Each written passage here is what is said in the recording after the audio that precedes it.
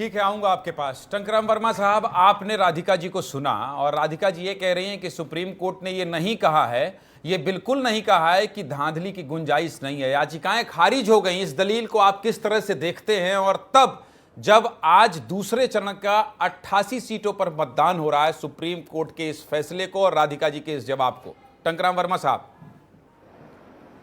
जी देखिए, supreme court हमारी सर्वोच्च संस्था है और हमारे संविधान की रक्षक भी है। तो किसी भी विषय में निर्णय देते हैं तो काफ़ी सोच समझकर, काफ़ी परख करके और अध्ययन करने के बाद ही किसी विषय पे निर्णय देते हैं। ऐसा कुछ एकाएक निर्णय दे दिए ऐसा नहीं है। काफ़ी साक्ष्य सबूत और गहन अध्ययन के बाद निर्णय देते हैं और जो निर्णय दिए हैं वो सर्वमान्य हैं, स्वागत करते हैं। चलिए अब छत्तीसगढ़ की बात कर लेते हैं। टंकराम वर्मा साहब, छत्तीसगढ़ में प्रधानमंत्री मोदी का आना है, एक दिन रुकना, फिर उसके बाद शक्ति जाना, शक्ति में जनसभा को संबोधित करना, धमतरी जाना, महासमुंद लोकसभा सीट को साधना और फिर उसके बाद अंबिकापुर जाना और यह कहना कि जब मैं पहली बार यहां आया था तो यहीं लाल किला बनाकर मुझे वहां भेजने की तैयारी की गई थी।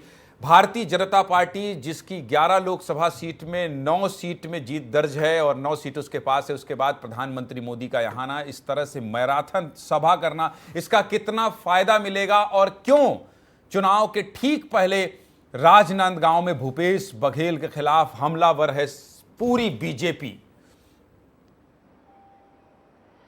देखिए, हमारे यशस्वी प्रधानमंत्री जी का छत्तीसगढ़ आगमन जो है हमारे कार्यकर्ताओं में उत्साह और जोश पैदा करता है। उनके आने से पूरा भाजपामय वातावरण बन जाता है। शक्ति का कार्यक्रम हो, धमतरी का कार्यक्रम हो, सरगुजा का कार्यक्रम हो, उनके आने से हमारे कार्यकर्ताओं में एक नया जोश आया है और पूरे कार्यकर्ता जी जान के साथ इस बार हमारे माननीय मुख्यमंत्री जी विष्णुदेव साय जी के नेतृत्व में पूरे छत्तीसगढ़ की 11 से 11 सीटें जीतेंगे।